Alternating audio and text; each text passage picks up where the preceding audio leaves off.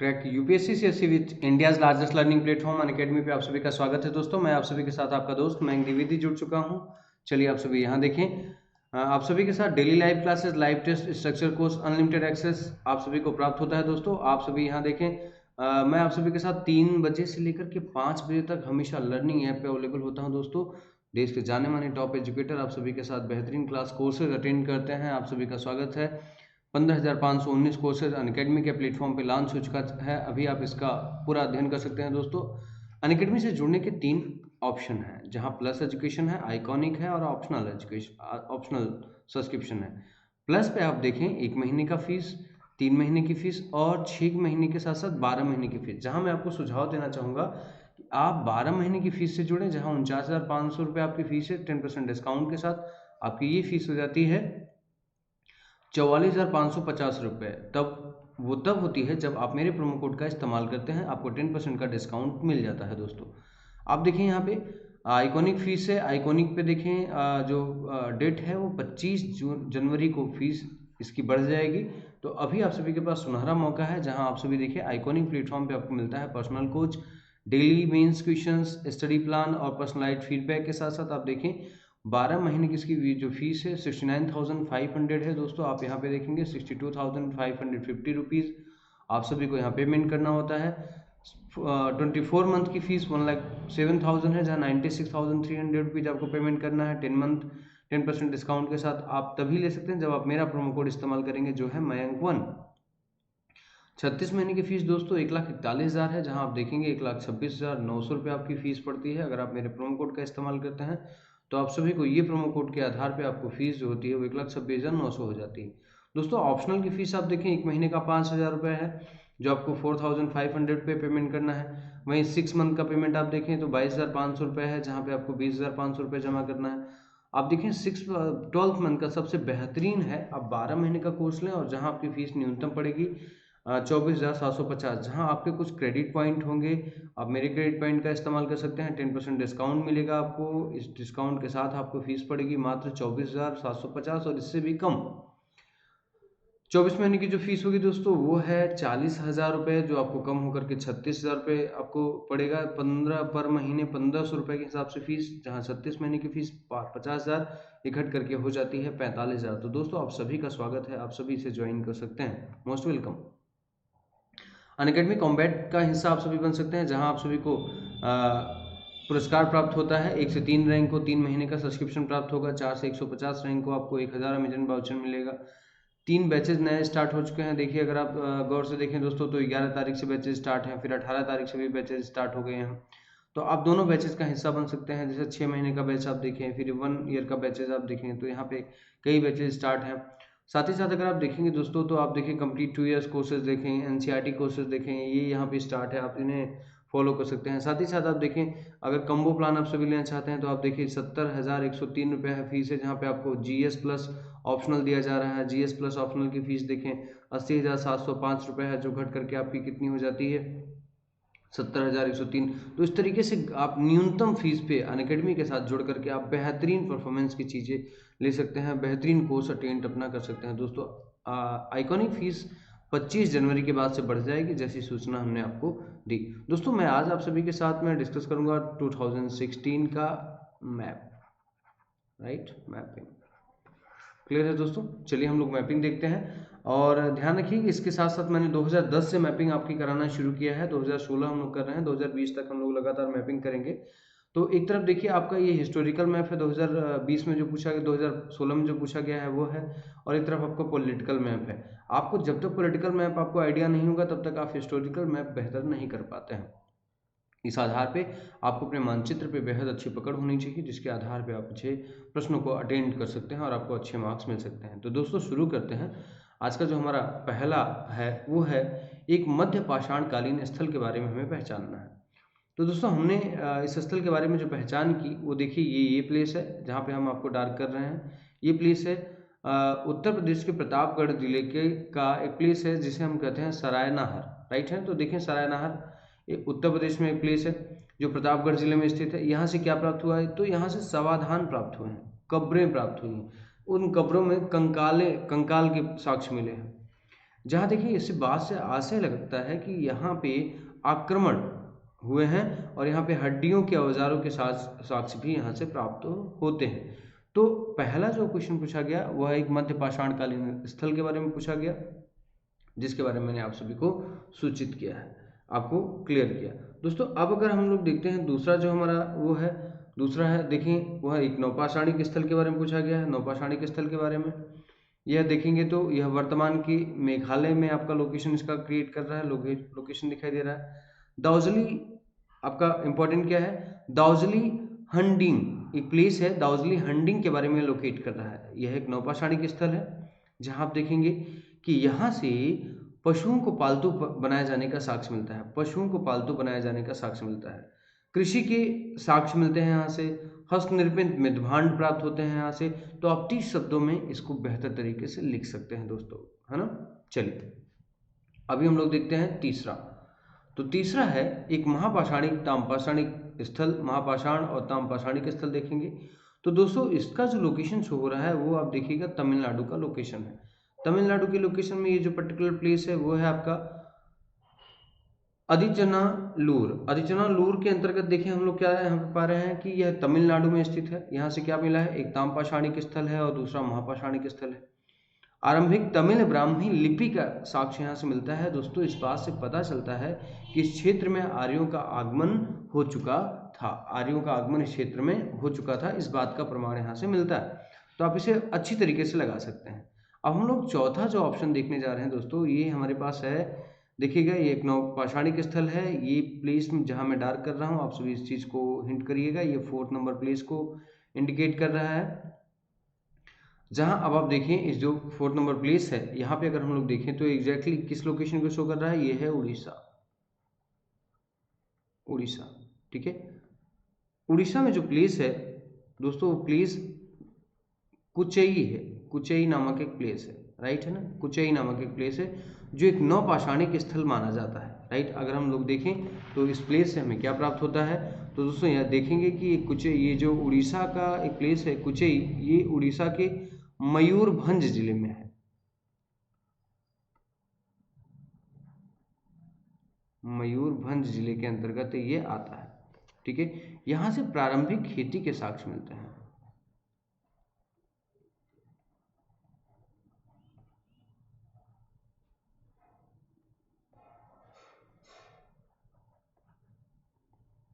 ठीक है, और दूसरा क्या मिलता है दोस्तों, यहाँ से पशुपालन के साक्ष्य मिलते हैं।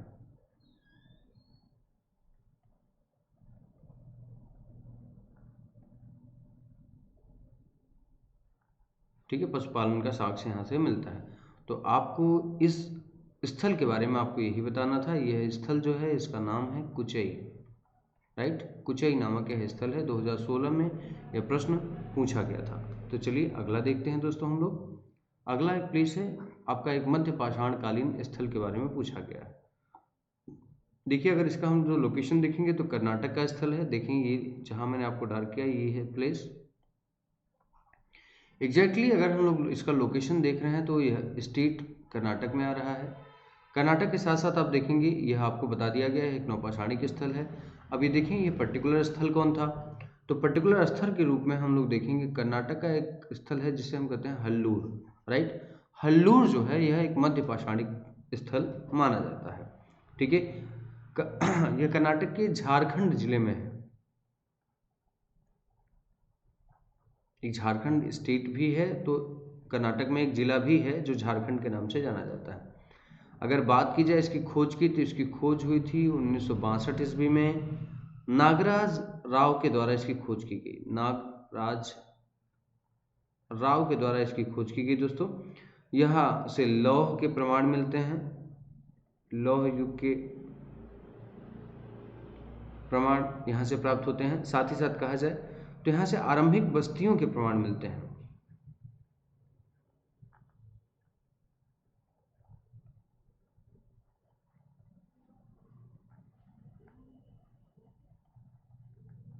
आरंभिक बस्तियों के प्रमाण यहाँ से प्राप्त होते हैं।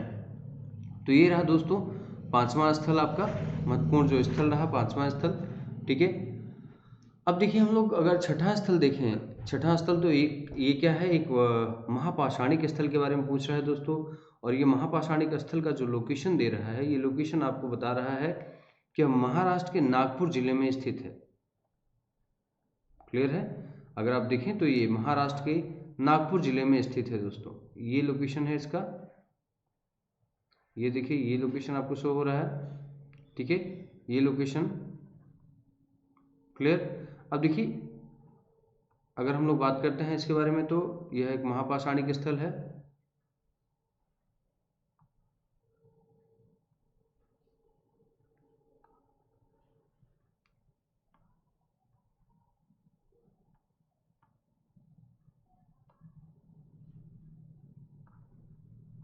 इस प्लेस का नाम है महाराष्ट्र, ये तो स्टेट हो गया। इस प्लेस का जो नाम है वो उसका नाम है जूना पानी। जूना पानी नामक एक प्लेस है, ध्यान रखिएगा। ये महाराष्ट्र के नागपुर जिले में स्थित है, जिले में स्थित है। यहाँ से कहा जाता है कि कब्र और लोहे, दूसरा लोहा तथा मृदभांड के साक्ष्य प्राप्त हुए, जिसके आधार पर इस समय काल को पहचाना गया है कि यह एक महापाषाणिक पाषाणकालीन एक स्थल है। ठीक है, तो आपको ये पहचानना है दोस्तों। महाराष्ट्र में आपको लोकेशन दिखा दिया, या महाराष्ट्र में जूना पानी नामक एक स्थल है जो नागपुर जिले में स्थित है। यहाँ से कब्र, लोहे और मृदभांड के साक्ष्य यहाँ से प्राप्त होते हैं। दोस्तों एक खास बात अगर आपको कहूँ तो चाहे आप 2020 का पेपर उठा के देख लीजिए, अगर आप 2010 से मैपिंग जो मैं आपको सॉल्व करा रहा हूँ आपके ऑप्शनल चैनल पे, अगर आप सभी इसे 2010 से 2020 के बीच में कर लेते हैं तो मैं आपको 200% गारंटी देता हूँ कि 221 का पेपर आपका इन्हीं के बीच से आता है, इन्हीं के बीच से आता है। क्योंकि हर बार किसी न किसी पेपर में आपका रिपीटिशन है, हर जगह रिपीटिशन है। कहीं एकदम बिल्कुल ऐसे नए स्थलों के बारे में नहीं पूछा गया है जिनके बारे में आप अनभिज्ञ हो और आपको जानकारी न हो। ठीक है, तो इसके बारे में आप देखिए, एकदम निश्चिंत रहिए। इतिहास एक ऐसा विषय है, एक ऐसा ऑप्शनल है जहाँ से आप सभी अगर एक बार तैयारी आपकी अच्छी हो जाती है तो लगातार आप अपना बेहतर परफॉर्मेंस यहाँ पे दे देते हैं। क्योंकि यहाँ पे मार्क्स एकदम इक्वल आता है, हमेशा मार्क्स बना रहता है, आपका एक बराबर का मार्क्स आता है। अब दोस्तों अगर हम देखें तो बौद्ध पुरावशेष के लिए ज्ञात एक स्थल की बात कर रहा है। अगर आप देखें ये तो 527 का लोकेशन दे रहा है। तो दोस्तों ये देखिए ये लोकेशन है, ये लोकेशन जहाँ हम आपको डार्क कर रहे हैं, ये बीच का जो लोकेशन है ये आपका दिखा रहा है। तो दोस्तों अगर इसका लोकेशन देखा जाए तो ये पंजाब का लोकेशन है, राइट। कहाँ का लोकेशन है? पंजाब का लोकेशन शो हो रहा है। तो पंजाब के लोकेशन में एग्जैक्टली अगर प्लेस की बात की जाए तो ये संघोल प्लेस है। संघोल एक प्लेस है जो कहा जाए तो कहाँ पे है, तो ये लुधियाना जिला है पंजाब का, इसके अंतर्गत यह प्लेस आता है। ठीक है, तो आप देखेंगे कि इस प्लेस से उत्तर हड़प्पा युग से लेकर के, ध्यान रखिएगा, उत्तर हड़प्पा युग से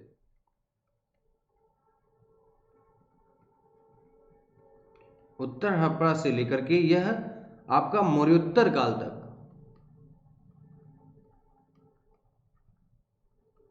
मौर्योत्तर काल तक की जानकारी यहां से प्राप्त होती है। ध्यान रखिएगा दोस्तों, यहां से हिंद एवं, ठीक है, कुषाण, साथ ही साथ अन्य अंतरजाति, मतलब जितने भी जैसे विदेशी रहे हैं, है ना, अर्ध जनजाति समूहों का ज्ञान हुआ है। और यहाँ से कुषाणों की मुद्राएं भी प्राप्त हुई हैं। तो एक बहुत ही महत्वपूर्ण स्थल है ये पंजाब का संघोल क्षेत्र जो है एक बहुत ही महत्वपूर्ण स्थल माना जाता है। किसके लिए? आपको देखेंगे ऐतिहासिक मानचित्रावली में इसका एक विशेष स्थान रखा गया, इसे आपसे एग्जाम में पूछा गया।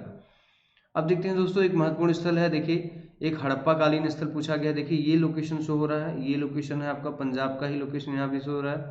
देखिए पंजाब हरियाणा का लोकेशन है। तो अगर एग्जैक्टली इसकी लोकेशन की हम बात करें, एक हड़प्पा कालीन स्थल है तो ये हरियाणा को शो कर रहा है। पंजाब से सटा क्षेत्र एक राज्य है हरियाणा, इसको शो कर रहा है। हरियाणा में एक जिला है जहाँ पे हिसार, ये इसको शो कर रहा है, ध्यान रखिएगा। यहाँ से प्राक हड़प्पा मतलब प्रारंभिक हड़प्पा और परिपक्व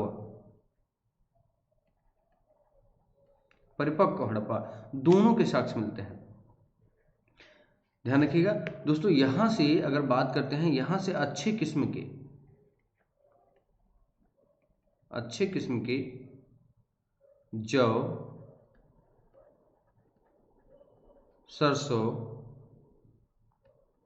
राई आदि के कृषि के प्रमाण मिलते हैं, आदि कृषि प्रणाली के प्रमाण यहां से प्राप्त होते हैं।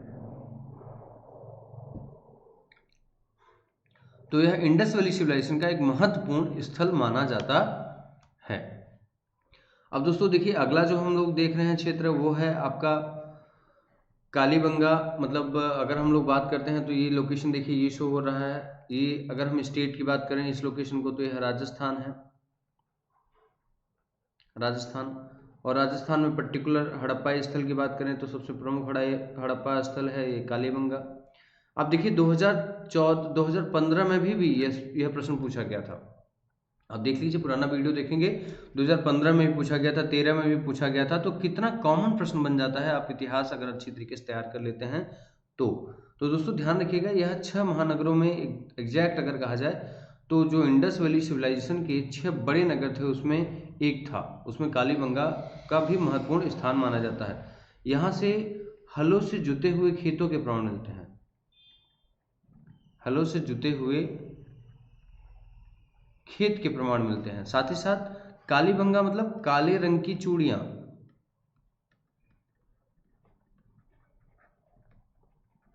काले रंग की चूड़ियों के प्रमाण दोस्तों यहां से प्राप्त होते हैं। तो एक बहुत ही महत्वपूर्ण स्थल, यहाँ कहा जाए इसकी ग्रामीण संस्कृति के बहुत बेहतर अच्छे प्रमाण मिलते हैं। ग्रामीण संस्कृति के प्रमाण अगर कहा जाए तो बेहतर प्राप्त होता है। यह राजस्थान के गंगानगर जिले में है, गंगानगर जिले में दोस्तों, गंगानगर जिले में सूरतगढ़ तहसील में भी यह पड़ता है। तो यह महत्वपूर्ण स्थल माना जाता है एक हड़प्पा काल के लिए। अगला देखते हैं दोस्तों, अगला देखिए, एक हड़प्पा कालीन स्थल फिर से पूछा गया है। देखेंगे तो यह देखिए, ये प्लेस शो हो रहा है, ये प्लेस है। तो अगर आप देखेंगे तो यह वर्तमान में भारत के नक्शे से बाहर है, तो यह पाकिस्तान में है। पाकिस्तान का एक महत्वपूर्ण स्थल है दोस्तों राणा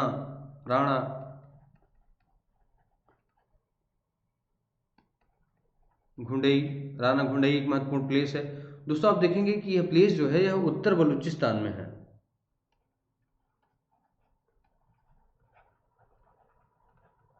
उत्तर बलूचिस्तान में यह प्लेस पड़ता है। क्लियर है। अब यहां से देखिए प्राक हड़प्पा स्थल माना जाता है, मतलब प्रारंभिक हड़प्पा स्थल यहां से यह माना जाता है। यहां से उत्खनन से संस्कृति के 5 स्तर की जानकारियां प्राप्त होती हैं। यहां से संस्कृति के 5 स्तर की जानकारी प्राप्त होती है। जी बहुत बड़ी बात होती है। तो ठीक है दोस्तों, ये वाला स्थल हमने आपसे चर्चा किया कि यहाँ से संस्कृति के 5 स्थलों की जानकारी हमें प्राप्त होती है। ठीक है, अब हम लोग नेक्स्ट प्लेस देखते हैं। नेक्स्ट प्लेस क्या है? नेक्स्ट प्लेस है एक नवपाषाणिक स्थल के बारे में आपसे पूछा गया है। तो नवपाषाणिक स्थल का लोकेशन देखें, है ना। अगर आप लोकेशन देखेंगे तो लोकेशन देख रहे हैं, ये शो कर रहा है पूरी तरीके से एकदम साइड में है। ठीक है, तो ये भी वर्तमान में देखें तो यह पाकिस्तान का एक हिस्सा है। पाकिस्तान के साथ साथ अगर आप देखें तो ये प्लेस कितनी बार पूछा गया, मेहरगढ़। ठीक है, अब मेहरगढ़ का अगर एग्जैक्ट लोकेशन देखें तो यह बलूचिस्तान में है, बलूचिस्तान प्रांत में। अब देखिए मेहरगढ़ से सबसे पहले कृषि के साक्ष्य मिलते हैं, यहीं से स्थायी जीवन के साक्ष्य मिलते हैं। और आप देखेंगे ये प्रश्न 2015 में भी, 2013 में भी, 2012 में भी, ठीक है, 2010 में भी लगातार पूछा गया है। कई सालों में ये प्रश्न कंटिन्यूअस आता रहता है। तो आप इस बात से देख सकते हैं कि प्रश्नों की रिपीटेशन कितनी है। आप देखिए यहाँ जैसे कि गेहूं है, जौ है, खजूर की खेती है, तो यहाँ इसके प्रमाण बहुत ज़्यादा प्राप्त होते हैं। क्लियर है। जहां आप देखेंगे स्थायी जीवन में आपकी आवासीय संरचनाओं के प्रमाण मिलते हैं, आवासीय संरचनाओं के प्रमाण मिलते हैं, तो एक महत्वपूर्ण स्थल माना जाता है ये। अगला दोस्तों देखें 12वां, तो एक हड़प्पाकालीन स्थल है। अब हड़प्पाकालीन स्थल के रूप में अगर देखें दोस्तों, तो यह गुजरात प्रांत में शो हो रहा है। देखिए ये है प्लेस, ये पूछा जा रहा है आपसे, तो आप लोकेशन अगर आपको पता रहेगा तो उसके बारे में आप आराम से लिख सकते हैं। तो यह क्षेत्र जो है यह गुजरात में है। गुजरात में कहा जाए तो यह प्लेस जो है यह है रोजदी, राइट है ना। ये लोकेशन का नाम क्या है, रोजदी। अब इसका देखेंगे तो ये दोस्तों यह राजकोट में स्थित है। यह गुजरात के राजकोट जिले में स्थित एक महत्वपूर्ण स्थल है। यहां से चावल के साथ साथ सीप के उद्योग, चावल की खेती के साथ साथ सीप उद्योग यहां से प्राप्त होते हैं। ठीक है दोस्तों, तो एक महत्वपूर्ण गुजरात का एक महत्वपूर्ण स्थल है रोजदी, राइट है ना, रोजदी, क्लियर है, ये प्रमुख स्थल माना जाता है। अब अगला देखेंगे दोस्तों, एक राजधानी है। अगला पूछ रहा है एक राजधानी के रूप में, तो देखें इसका लोकेशन कहाँ शो हो रहा है दोस्तों। अब देखें इसका लोकेशन जयपुर के आसपास में शो हो रहा है। तो ये देखें, ये है जहां मैंने डार्क किया आप सभी को, ये है पोर्शन। तो देखिए ये एग्जैक्टली अगर कहा जाए तो ये राजधानी जो शो हो रहा है ये जैसे जयपुर के आसपास का एरिया है, तो इसे हम कहेंगे ये राजधानी का क्षेत्र था विराट, राइट, विराट। अब विराट देखिए महाजनपद काल में अगर हम कहें तो महाजनपद काल में मत्स्य की राजधानी थी।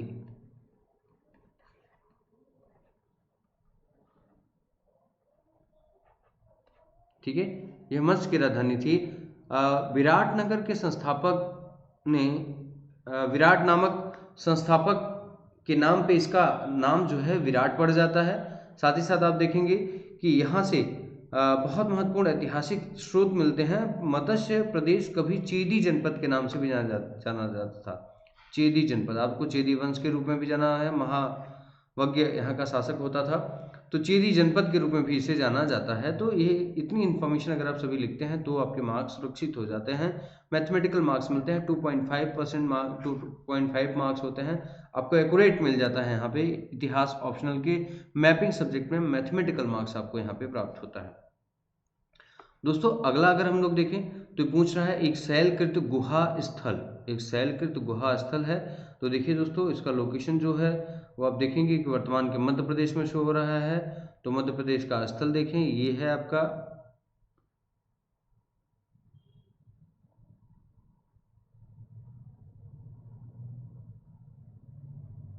चलिए दोस्तों देखें ये स्थल है आपका,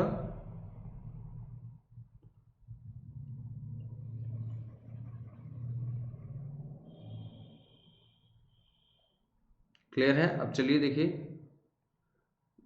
दोस्तों ये लोकेशन है, सॉरी ये लोकेशन है आपका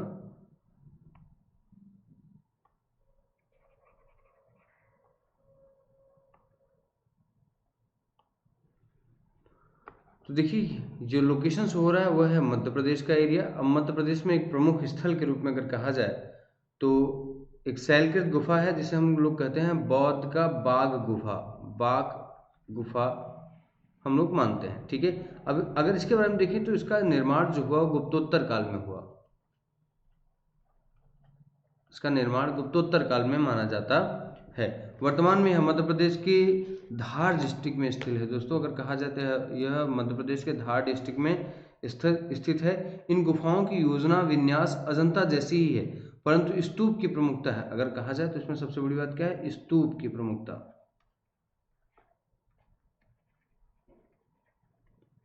स्तूप की प्रमुखता है। बाग में कुल मिलाकर के 9 गुफाएं हैं, जिसमें चौथी गुफा को रंगमहल कहा जाता है, फोर्थ को रंगमहल कहा जाता है, क्योंकि इनकी दीवारों पर सुंदर आकृतियां अंकित हैं। इनका मूल विषय महात्मा बुद्ध के जीवन में जातक कथाओं का उल्लेख करना, मतलब जातक कथाओं का उल्लेख करना इनका मुख्य उद्देश्य था, चित्रों के माध्यम से।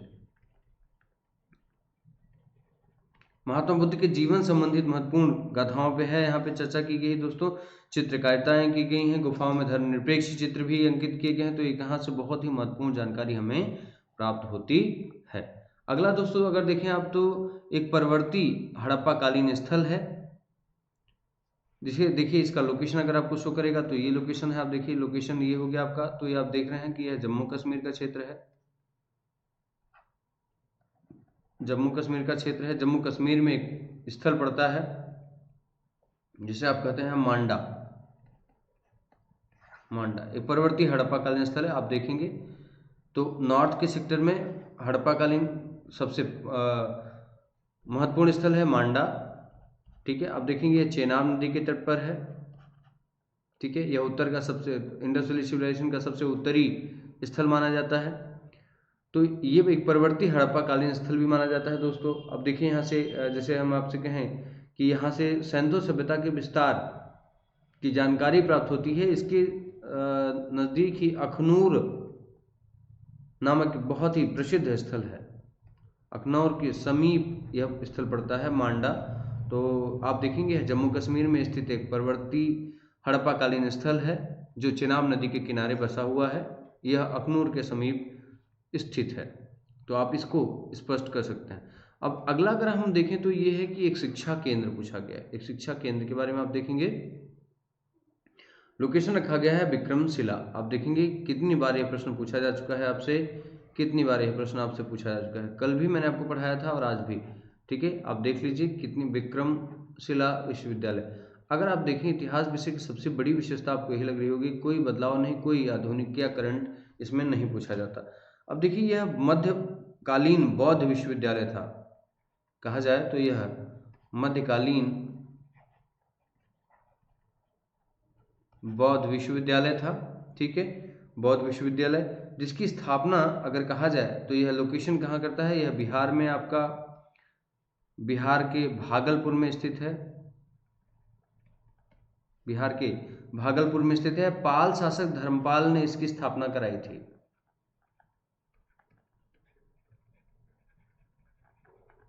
पाल शासक धर्मपाल ने इसकी स्थापना कराई थी दोस्तों। यहाँ चिकित्सा, व्याकरण, कानून, अर्थशास्त्र, तंत्रवाद आज सभी की शिक्षाएं यहाँ से प्राप्त होती हैं। यह आज भी एक महत्वपूर्ण विश्वविद्यालय के रूप में अंकित है। तो विक्रमशिला विश्वविद्यालय मध्यकालीन का एक महत्वपूर्ण स्थल है जो बिहार के भागलपुर में स्थित है। इसकी स्थापना धर्मपाल ने करवाई थी।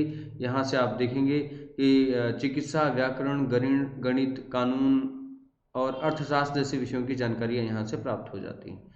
अब अगला हम लोग देखते हैं दोस्तों, एक मृण कला केंद्र के बारे में आपसे पूछा जा रहा है।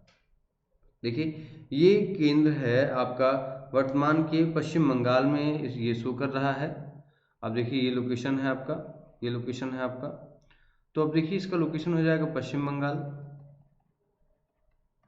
पूछ रहा है एक मृण कला केंद्र है, तो इसका जो नाम है ये है चंद्रकेतुगढ़। ठीक है, बंगाल में एक प्लेस है चंद्रकेतुगढ़, जहां से आप देखेंगे कि कलाकृतियों की ये महत्वपूर्ण साक्ष्य में प्राप्त होते हैं। जैसे कहा जाए कि ये कहाँ पे है चंद्रकेतुगढ़, तो यह है 24 परगने में। 24 परगना एक जिला है बंगाल का, बहुत बड़ा जिला है कहा जाता है। ठीक है, यहाँ से उत्खनन उत्तरी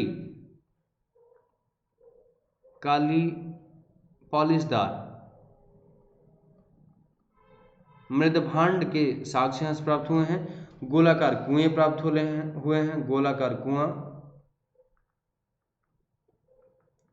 कुआं।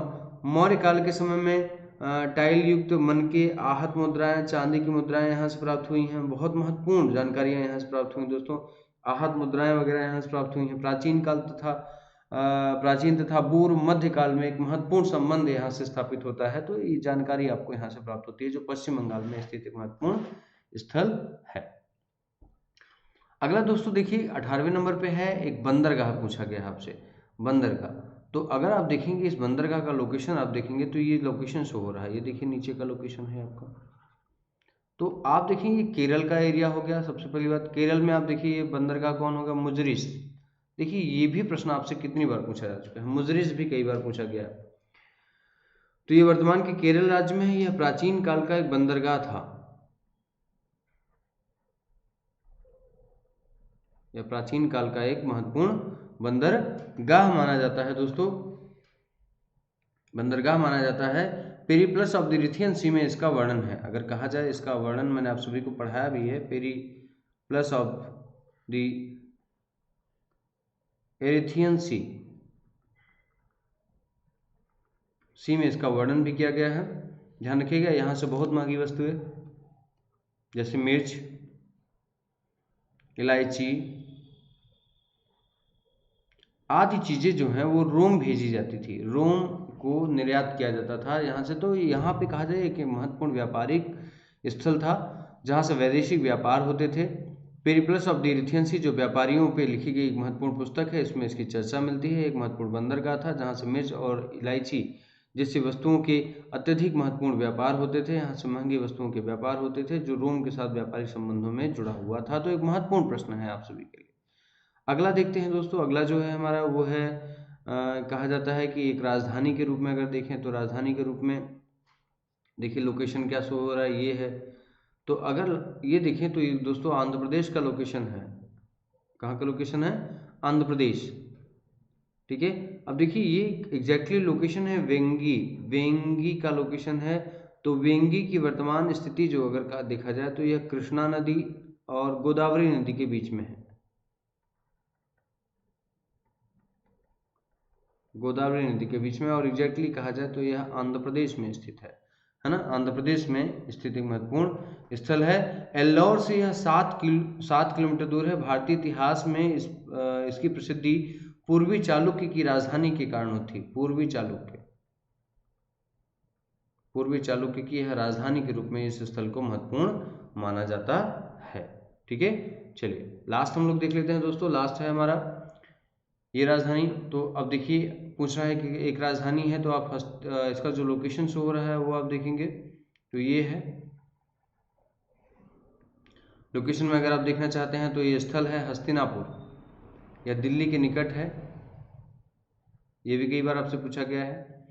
और यह अगर कहा जाए तो उत्तर प्रदेश में एक महत्वपूर्ण स्थल है हस्तिनापुर, ठीक है। हस्तिनापुर ध्यान रखिएगा, इसकी पहचान दिल्ली के निकट उत्तर प्रदेश से की जाती है। और प्रारंभ में यह कुरु जनपद की राजधानी थी।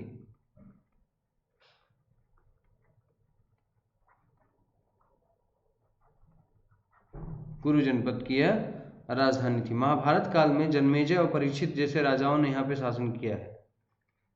मतलब महाभारत काल में भी इसका बहुत महत्व था, जहाँ पे जन्मेजय और आप कहेंगे राजा परीक्षित यहाँ से शासन किया करते थे, ठीक है। और यहाँ से बहुत सारी खुदाइयों में उत्तर वैदिक काल के महत्वपूर्ण साक्ष्य मिलते हैं दोस्तों। कहा जाता है कि बाढ़ द्वारा विनष्ट हो जाने पर वत्सों ने इस स्थल को त्याग कर कौशाम्बी को अपनी राजधानी बना ली थी। वत्स की यह राजधानी थी, लेकिन बाद में कहा जाए कि यहाँ पे अक्सर प्राकृतिक दुर्घटनाएं हुआ करती थी, जिसके बाद वत्स के लोगों ने अपनी राजधानी बदल ली और क्या रख दिया, तो यह रख दिया था कौशाम्बी जनपद, जो उस समय प्रयागराज के अंतर्गत आता था। तो दोस्तों आप देखिए ये है आपका मैप। मतलब आप समझिए मैं आपको 2010 से लेकर के 2020 तक का आपको मैपिंग करा रहा हूँ, हिस्टोरिकल मैपिंग करा रहा हूँ। तो आप सभी इससे जुड़ सकते हैं। यूपीएससी सीएससी ऑप्शनल पे ये आपकी क्लासेस चलती हैं, तो आप यहाँ पे जुड़ सकते हैं दोस्तों मुझसे। साथ ही साथ एवरीडे 3 PM पे मेरी क्लासेस होती हैं लर्निंग ऐप पे, तो आप मेरे साथ लर्निंग ऐप पे भी जुड़ सकते हैं। क्लियर है दोस्तों? आप सभी लाइक करें। आजकल बहुत सारे लोग डिसलाइक करने लगे हैं, तो वो गलत पद्धति है। आप सभी अगर वीडियो को मैं बहुत अच्छी तरीके से मेहनत से बनाता हूं तो आप सभी को लाइक करना चाहिए, उसे शेयर करना चाहिए दोस्तों। और अगर मैं आपसे कहूं दोस्तों तो सबसे महत्वपूर्ण बात यह है कि आप जितनी जल्दी हो सके प्लस कोर्स पे आप सभी आ जाइए, क्योंकि जो यूट्यूब पे पढ़ाया जा रहा है ना, वो मैक्सिमम टीचर उसको किट करके कभी ये कभी ये कभी ये कभी ये, लेकिन जो प्लस कोर्स है वो आपको एक रास्ते में लेके जाएगा और कंप्लीट कोर्स कराएगा आपका घर बैठे हुए। चलिए मानता हूँ कि अभी आप नहीं चाहते हैं अनअकैडमी पे इस तरीके का ट्रस्ट करना, तो आप ये बताइए कि जब आप ऑफलाइन में तैयारी करने जाते हैं तो आप 45 हज़ार रुपये आप पेमेंट करते हैं। यहाँ तो सिर्फ 12 महीने की फीस जो है वो है 24,750 रुपये। उसमें भी कुछ डिस्काउंट होता है, आपको इसमें भी छूट दे दिया जाता है। तो न्यूनतम फीस पे आप अधिकतम लाभ कमाने की पद्धति में है दोस्तों। तो आप सभी को बहुत बहुत धन्यवाद, आप सभी ने इस वीडियो को देखा। और आप सभी से बस एक ही गुजारिश है कि आप जल्दी जल्दी हो जाए, आप सभी अपने आप को एनरोल कराइए, तो हम लोग जाकर के बेहतर क्लास आपको दे पाएंगे। मेरा प्रोमो कोड है मयंक1, तो आप इसे याद रखें। इसमें एडमिशन लेने के लिए कोई भी कैसा भी हो, चाहे आप वो यूपीएससी दे रहा हो, चाहे पीएससी दे रहा हो, चाहे एसएससी दे रहा हो, चाहे बैंक दे रहा हो, जितनी भी तरीके की कोर्सेज अनअकैडमी पे अवेलेबल हैं, अगर उन कोर्सेज को लेने के लिए आप मेरा प्रोमो कोड इस्तेमाल करते हैं तो आपको 10% का डिस्काउंट मिलता है दोस्तों। इसके साथ साथ आप सभी को मेरा साथ और सपोर्ट हमेशा मिलता रहेगा दोस्तों। बहुत बहुत धन्यवाद आप सभी का इस वीडियो को देखने के लिए। Thank you very much.